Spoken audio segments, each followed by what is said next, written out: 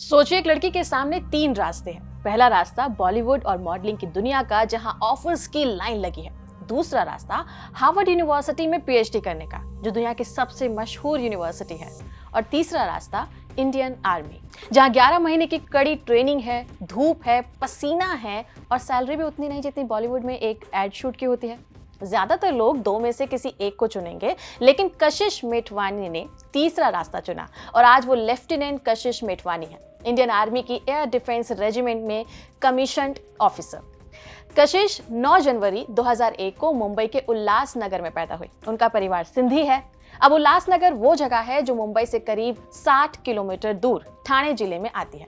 कशिश के पिता डॉक्टर गुरमुख दास एक साइंटिस्ट थे, जो बाद में डिफेंस मिनिस्ट्री के तहत आने वाले directorate general of quality insurance यानी कि DGQA में सीनियर पोजीशन पर गए। DGQA का काम होता है आर्मी का जो भी इक्विपमेंट सप्लाई होता है उसकी क्वालिटी को चेक करना।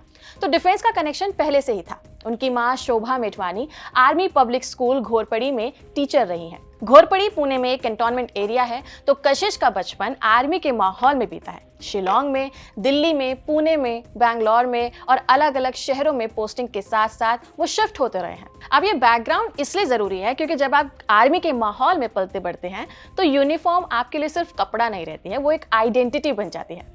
कशिश की बड़ी बहन शगुफ्ता इंजीनियर बनी, वहीं कशिश ने अलग अलग चीजें ट्राई करी। भरतनाट्यम भी सीखा, तबला भी बजाया, डिबेट कंपटीशन में हिस्सा लिया, नेशनल लेवल पर पिस्टल शूटिंग की, बास्केटबॉल भी खेला।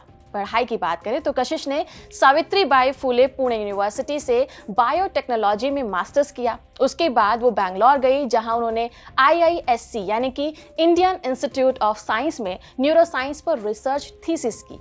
ये भारत का सबसे टॉप रिसर्च इंस्टीट्यूट है और वहां कशिश ने ब्रेन की गामा वेव्स पर काम किया।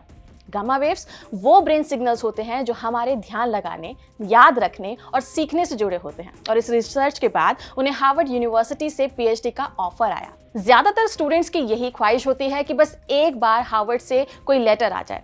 कशिश के पास तो वो लेटर आया भी, लेकिन उन्होंने ना कह दिया। 2020 में जब पूरा देश कोविड लॉकडाउन में बंद था, तब कशिश ने 19 साल की उम्र में एक NGO शुरू किया जिसका नाम था क्रिटिकल कॉज। इस NGO का काम था plasma donation, blood donation, organ donation को प्रमोट करना। इसके बाद बारी आई ब्यूटी पेजेंट्स की। 2022 में कशिश ने ग्लैमानंद सुपर मॉडल इंडिया का टाइटल जीता और 2023 में मिस इंटरनेशनल इंडिया का ताज भी पहना। मिस इंटरनेशनल इंडिया एक नेशनल लेवल ब्यूटी पेजेंट है जिसकी विनर इंटरनेशनल लेवल पर मिस इंटरनेशनल कंपटीशन में इंडिया को रिप्रेजेंट करती है। ये टाइटल जीतने के बाद नॉर्मली दो रास्ते खुलते हैं, एक मॉडलिंग और दूसरा आता है बॉलीवुड। कशिश के पास भी ऑफर्स आए एक्टिंग के और मॉडलिंग दोनों के, लेकिन उन्होंने इसे भी ठुकरा दिया। जानते हैं क्यों? क्योंकि कशिश के लिए ये जो कंपटीशन था एक बकेट लिस्ट का आइटम था, उनका करियर बनाने का कोई प्लान नहीं था। उन्होंने खुद एक इंटरव्यू में कहा था कि पेजेंट्री मेरा पैशन है, लेकिन मैंने इसे कभी करियर की तरह नहीं देखा। असली गोल तो पहले से ही तय था, यानी कि इंडियन आर्मी। और इस गोल की नींव रखी NCC ने। NCC यानी कि नेशनल कैडेट कोर, जो कि कॉलेज स्टूडेंट्स के लिए एक वॉलेंट्री मिलिट्री ट्रेनिंग प्रोग्राम होता है। कशिश कॉलेज में NCC के एयर विंग में जुड़ी और वहां उनकी परफॉर्मेंस इतनी अच्छी रही कि 2021 में उन्हें रिपब्लिक डे पर मार्च करने का मौका मिला। और सिर्फ मार्च ही नहीं, बल्कि उन्हें ऑल इंडिया बेस्ट कैडेट का अवार्ड भी मिला, जो खुद प्रधानमंत्री नरेंद्र मोदी ने दिया था। 2023 में कशिश ने TEDx में भी एक टॉक दी थी जिसका टाइटल था a change in the mindset is all you need. इसमें उन्होंने सेल्फ बिलीव और इम्पोस्टर सिंड्रोम के बारे में बात की थी। अब आते हैं उस मोड़ पर जहां कशिश ने अपने ताज को उतारा और आर्मी की तैयारी शुरू करी। साल 2024 में उन्होंने CDS एग्जाम दिया। CDS यानी कि कंबाइंड डिफेंस सर्विसेज एग्जामिनेशन, जो कि UPSC कंडक्ट करता है। ये एग्जाम इंडियन आर्मी, नेवी और एयरफोर्स में ऑफिसर बनने का रास्ता होता है। इसमें 3 पेपर होते हैं, इंग्लिश, जनरल नॉलेज, मैथ्स और उसके बाद SSB इंटरव्यू होता है जो 5 दिन का होता है। कशिश ने इसमें ऑल इंडिया रैंक 2 हासिल किया, पूरे देश में दूसरा नंबर। इसके बाद वो चेन्नई गई, ऑफिसर्स ट्रेनिंग अकेडमी यानी कि OTA में वहाँ पर उन्होंने अपना परफॉर्मेंस और अच्छा बेहतर किया। OTA वो जगह है जहाँ शॉर्ट सर्विस कमीशन के लिए ऑफिसर्स को ट्रेनिंग दी जाती है। 11 महीने की ट्रेनिंग होती है जो कि फिजिकल और मेंटली दोनों तरह से बहुत कठिन होती है। और कशिश ने वहाँ भी सिर्फ ट्रेनिंग पूरी नहीं करी बल्कि एकेडमी में AAD मेडल जीता, जो कि एयर डिफेंस में सबसे ज़्यादा मेरिट लाने के लिए दिया जाता है। इसके अलावा उन्होंने सिख रेजिमेंट मेडल भी जीता मार्च एंड शूट में, शूटिंग में गोल्ड स्कोर किया, ड्रिल और डिसिप्लिन में बैज भी मिला, कमांडेंट पेन मिला और उन्हें एकेडमी अंडर ऑफिसर बनाया गया, जो कि OTA की सबसे ऊंची अपॉइंटमेंट होती है। बास्केटबॉल, वॉलीबॉल, हैंडबॉल में एकेडमी की टीम को रिप्रेजेंट किया और 11 महीने में एक भी पनिशमेंट नहीं मिली, जो अपने आप में एक बहुत बड़ा रिकॉर्ड है। 6 सितंबर 2025 को कशिश ने OTA चेन्नई से पासिंग आउट परेड में लेफ्टिनेंट के रैंक के साथ कमीशन हासिल किया। वो आर्मी डिफेंस रेजिमेंट में कमीशन हुई यानी कि AAD। इसका काम है दुश्मन के लो लेवल एयर अटैक से बचाव करना। मतलब अगर दुश्मन कम ऊंचाई पर उड़ने वाले एयरक्राफ्ट, ड्रोन या मिसाइल्स भेजते हैं तो उन्हें मार गिराने का काम होता है।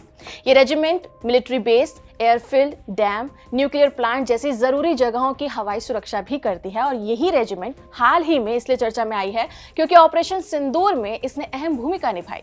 इस ऑपरेशन के बाद जब पाकिस्तान ने जवाबी कार्यवाही में ड्रोन और मिसाइल्स भेजे तो आर्मी एयर डिफेंस यूनिट ने उन सभी को निष्क्रिय कर दिया।